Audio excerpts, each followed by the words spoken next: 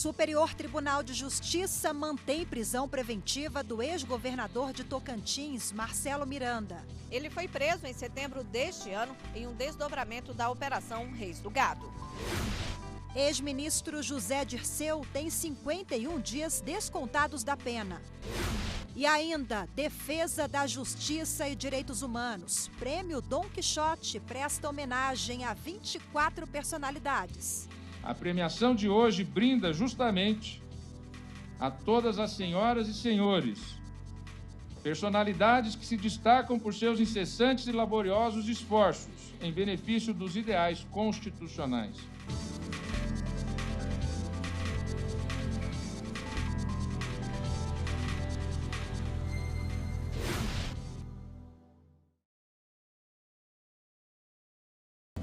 Olá, boa tarde. A 8ª turma do Tribunal Regional Federal da 4ª Região reduziu a pena do ex-ministro José Dirceu em 51 dias em ação penal no âmbito da Operação Lava Jato. O período corresponde ao tempo em que ele ficou preso preventivamente antes do julgamento do mérito do processo. Agora caberá à 12ª Vara Federal de Curitiba recalcular o tempo que o ministro ainda deve cumprir. Dirceu foi condenado por corrupção passiva e lavagem de dinheiro. Ele está preso no Complexo Médico Penal em Pinhais, no Paraná, desde maio, após ter recursos negados no tribunal. O ministro do Superior Tribunal de Justiça, Reinaldo Soares da Fonseca, manteve a prisão preventiva do ex-governador de Tocantins, Marcelo Miranda. Ele foi preso em setembro, em uma operação conjunta da Polícia Federal, do Ministério Público Federal e da Receita Federal. Quem tem as informações e traz ao vivo agora para a gente é a repórter Carolina Chaves. Olá, Carol, muito boa tarde para você. Boa tarde, Rafaela. Boa tarde a todos. Olha, a defesa pedia a liberdade do ex-governador de Tocantins, Marcelo Miranda, que foi preso em setembro deste ano em um desdobramento da Operação Reis do Gado, que investiga o desvio de verba pública de mais de 300 milhões de reais no estado. A defesa pedia a conversão da prisão por medidas cautelares e também a transferência do processo dele da Justiça Federal para a Justiça Eleitoral. Mas, ao analisar o pedido, o ministro do STJ entendeu que não pode decidir o caso, porque o pedido não passou pelo Tribunal Regional Federal da 1ª Região no estado. Portanto, o pedido de liberdade não deve continuar no STJ e deve ser analisado pelo TRF1 no estado. Rafaela. Obrigada pelas informações, Carol.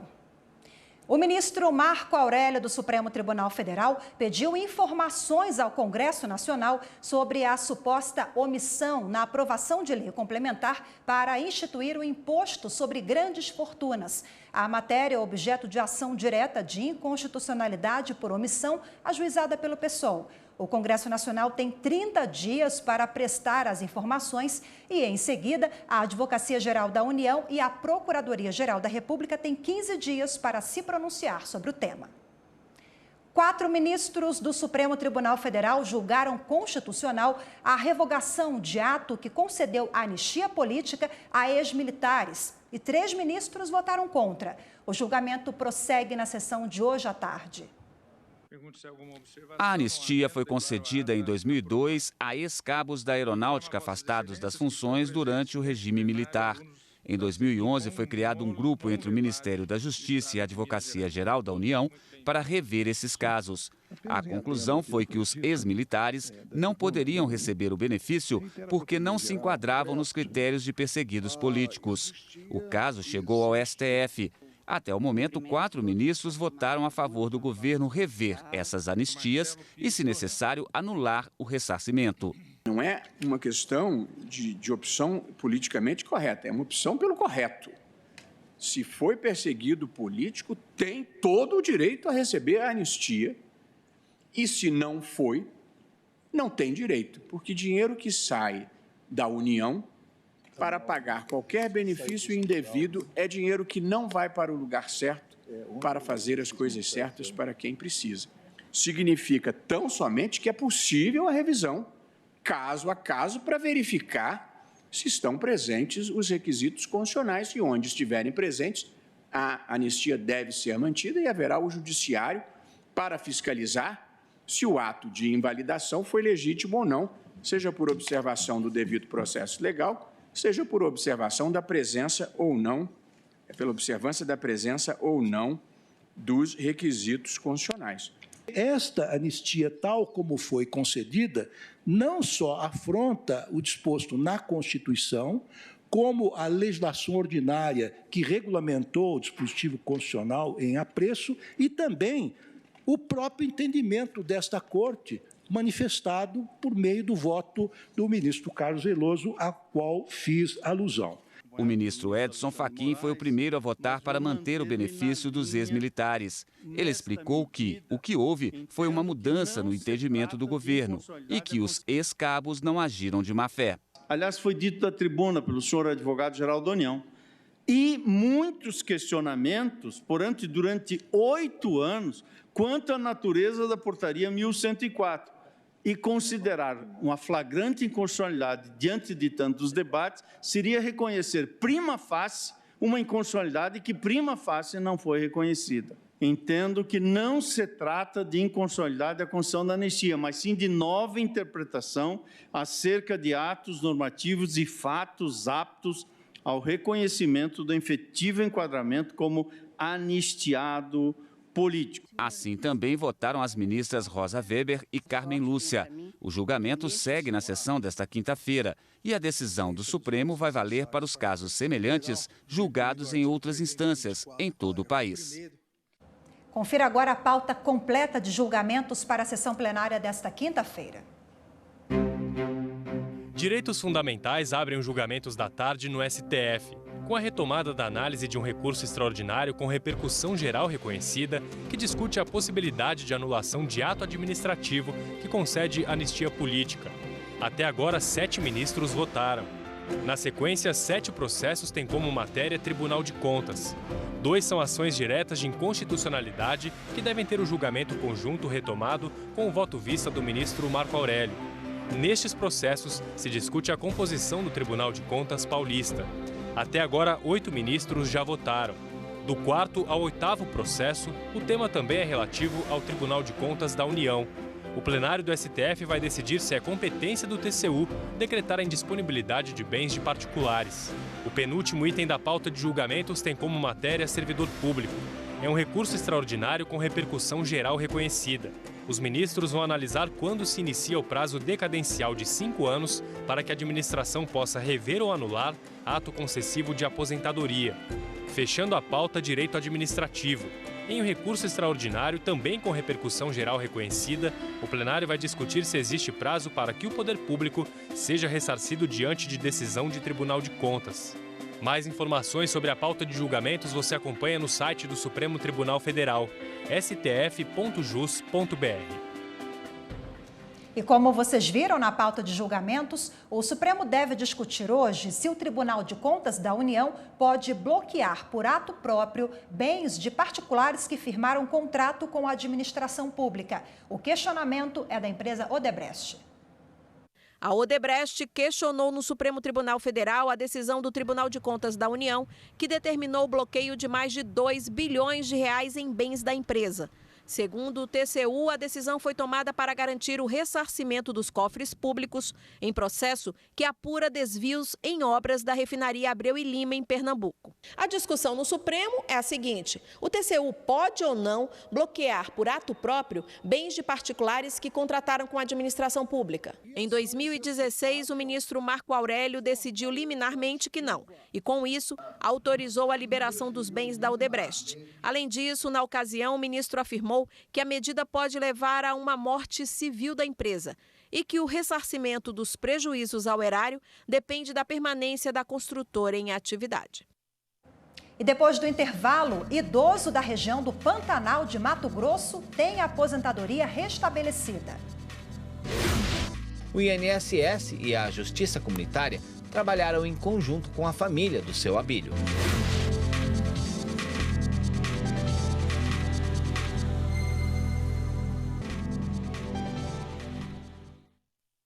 O Ministério Público Eleitoral pediu que a Justiça determine a abertura de um segundo inquérito contra o ministro do Turismo, Marcelo Álvaro Antônio, do PSL. dessa vez por suposto uso de caixa 2 na eleição do ano passado.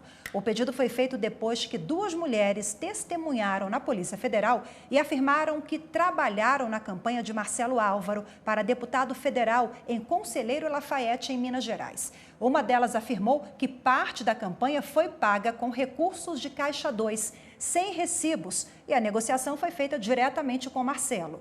O ministro e outras 10 pessoas já foram denunciadas pelo Ministério Público Eleitoral em outro processo por suspeita de participar de um suposto esquema de candidaturas laranjas do PSL mineiro. A Justiça da Paraíba quer evitar que casos sobre conflitos indígenas vão parar na Justiça. Por isso, vai implantar no estado um centro judiciário de resolução de conflito específico. De acordo com o diretor do NUPEMEC, desembargador Leandro dos Santos, um SEJUSC desta natureza é uma ferramenta para incentivar a utilização dos métodos autocompositivos. A gente sabe que o índio trabalha com a conciliação, com o seu conselho de anciãos, daqueles que representam e são as pessoas referenciais da comunidade indígena, no sentido de resolver seus conflitos. Mas, em certos momentos, a própria modernidade, dentro da própria comunidade, é aquele que não quer respeitar, que não quer cumprir. E aí a gente vai entrar com o nosso SEJUSC nessa parceria para tentar evitar a judicialização. Conforme o projeto, num segundo momento será instalado em João Pessoa o primeiro SEJUSC indígena na esfera judicial para atender as demandas processuais. Para o coordenador regional da FUNAI na Paraíba, Petrônio Machado, a iniciativa visa formar indígenas para fazer o trabalho com as técnicas e o embasamento jurídico. Isso é um trabalho que a gente já faz em conjunto com o Conselho de Liderança. Então, está juntando assim a realidade do dia a dia prático, né? E agora nós vamos ter a oportunidade de passar para os índios essas técnicas de conciliação já usadas nessas juntas. A gente recebe isso com muita grandeza e o nosso povo vai saber agradecer, né? Porque mediar conflito a gente tem todo dia na nossa comunidade. A gente não vai estar toda hora ocupando a Polícia Federal, a Polícia Militar. Em Mato Grosso, o programa Justiça Comunitária, com o apoio do INSS, consegue restabelecer a aposentadoria de um idoso que foi encontrado em situação de abandono junto ao irmão, na região do Pantanal. Os 2 receberam todo o apoio necessário e hoje vivem uma situação bem diferente, com dignidade e bem pertinho da família.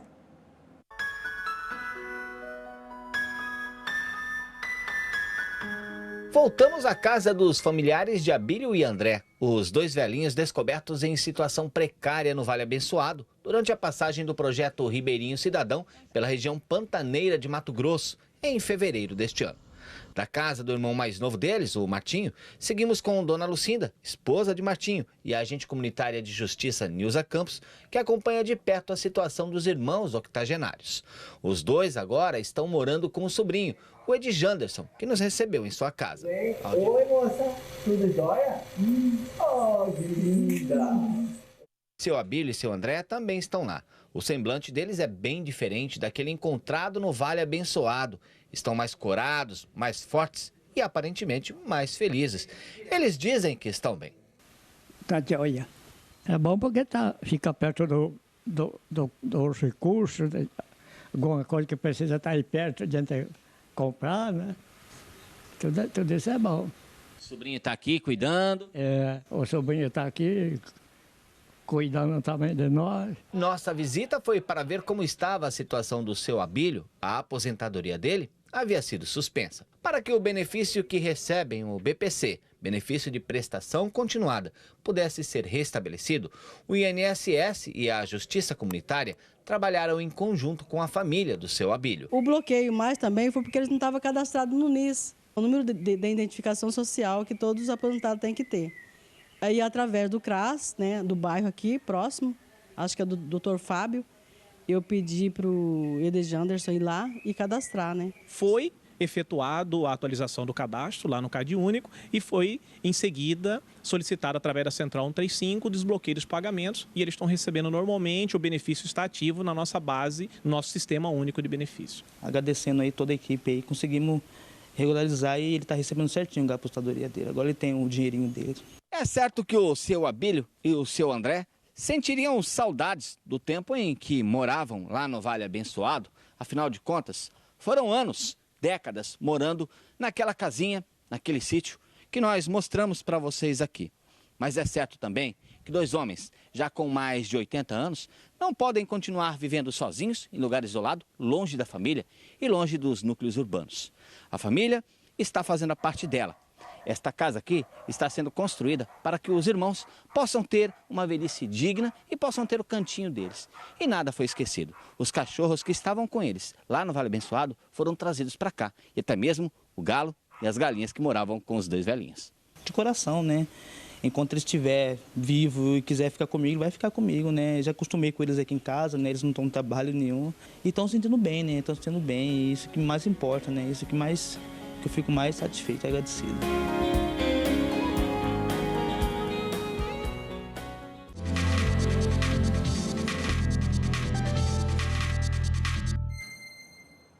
E para repercutir o assunto, eu recebo aqui no estúdio o advogado Leandro Madureira Silva. Boa tarde, seja bem-vindo, doutor Leandro. Obrigado, Rafaela. Bom, eu quero começar com a justiça comunitária. Nós vimos na reportagem que a aposentadoria do seu Abílio foi restabelecida graças a uma conciliação, uma mediação do Poder Judiciário com o INSS.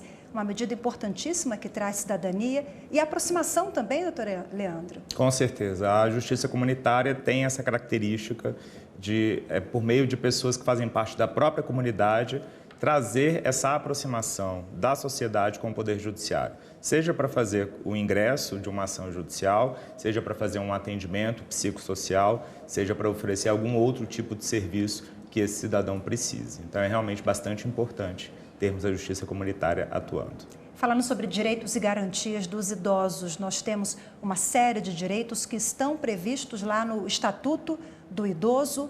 E falando especificamente sobre a aposentadoria, como é que funciona em linhas gerais? É claro que a gente vamos ter modificações aí com a reforma da Previdência, mas hoje, o que existe de direitos em relação à aposentadoria? Bom, quando a gente fala de aposentadoria, o primeiro ponto que a gente tem que lembrar é que a aposentadoria ela necessariamente exige a contribuição.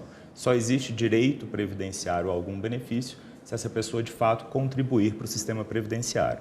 Ela pode fazer jus a uma aposentadoria por idade, uma aposentadoria por tempo de contribuição ou uma aposentadoria por invalidez, a depender das circunstâncias. Hoje as regras exigem, no caso do idoso homem, que ele tenha 65 anos de idade e pelo menos 15 anos de contribuição, enquanto que a mulher tem que ter 60 anos de idade e também 15 anos de contribuição. Para a aposentadoria por tempo de contribuição, basta que essa pessoa tenha 30 ou 35 anos de contribuição, independente da idade mínima, que ela consegue se aposentar. Agora, é possível e certamente essas regras serão alteradas na próxima reforma da Previdência, então esses critérios passarão para uma modificação bastante significativa. No caso da reportagem, o segurado foi contemplado com um benefício que é pago pelo INSS, mas ele não é um benefício previdenciário, ele é um benefício assistencial. É o benefício de prestação continuada, que é regulamentado pela Lei de Organização da Assistência Social. Esse benefício independe de haver qualquer tipo de contribuição por parte do segurado e ele terá direito sendo um caso de um idoso numa circunstância de maior vulnerabilidade social, em que o contexto familiar não contemple nenhuma outra renda ou uma renda de, no máximo, até 1/4 do salário mínimo. Voltando à a aposentadoria rural, ela tem peculiaridades em relação a essas regras que o senhor explicou? Sim, a aposentadoria rural, ela exige 5 anos a menos para as aposentadorias que são concedidas a esses segurados, essas pessoas que exerceram a atividade rural ao longo de suas vidas. Além disso, essa atividade, ela não exige a contribuição. Então, basta que ele comprove a efetiva realização da atividade rural para fazer jus a esse benefício. Doutor Leandro, o aposentado tem direito ao saque ao FGTS todo mês? Sim, quando a gente fala de saque de FGTS e pensa também no aposentado, a gente tem que lembrar que existe uma diferençazinha. Sendo um segurado aposentado que tenha continuado a trabalhar, ele pode realizar o saque do fundo de garantia que vem sendo depositado sendo ele continuando a trabalhar, ele pode realizar esse saque mensalmente. Agora, mesmo ele não continuando a exercer a atividade profissional, se ele possuir mais do que 70 anos de idade, ele pode realizar o saque do fundo de garantia, seja numa única prestação, seja a depender da circunstância, mensalmente. É claro que, geralmente, esse saque do fundo de garantia, ele é realizado quando há o rompimento do vínculo empregatício pela aposentadoria, por exemplo. Então, é necessário, claro, que essa pessoa possua o saldo no fundo de garantia para que ela possa realizar esse levantamento. Rapidinho agora para a gente finalizar. Se o idoso começou a contribuir após 60 anos de idade, conseguiu emprego ali um pouquinho mais velho, ele tem direito à aposentadoria também proporcional pelo prazo que ele pagou? Vai depender de qual regime que ele está vinculado. É possível que ele tenha direito a uma aposentadoria por idade e aí ela tem uma repercussão proporcional no valor do benefício. Cada caso é um caso, exatamente, né, doutor Leandro? Muito obrigada pela participação mais uma vez. Boa tarde. Eu que agradeço. Boa tarde. E depois do intervalo, personalidades são homenageadas em premiação que destaca a luta pela justiça e direitos humanos. O Don Quixote tem dentro de todos nós, e é bom que isso exista. Sentimento de justiça, de busca eterna pela justiça é algo fundamental para que alguém seja um bom juiz.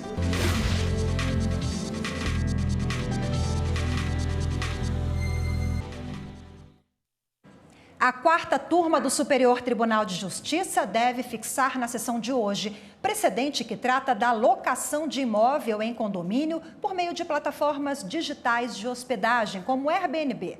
Os ministros vão analisar recurso apresentado por um casal contra a decisão do Tribunal de Justiça do Rio Grande do Sul, que proibiu a atividade de hospedagem nos imóveis. Para o tribunal, a ausência de vinculação entre os inquilinos, a alta rotatividade de pessoas e o fornecimento de serviços caracterizam contrato de hospedagem, o que é proibido pela Convenção do Condomínio.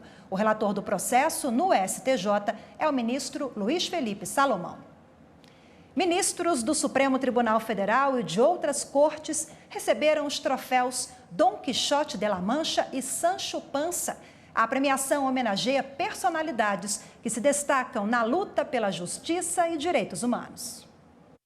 No discurso de abertura da cerimônia, o presidente do Supremo Tribunal Federal e do CNJ reforçou a importância dos prêmios.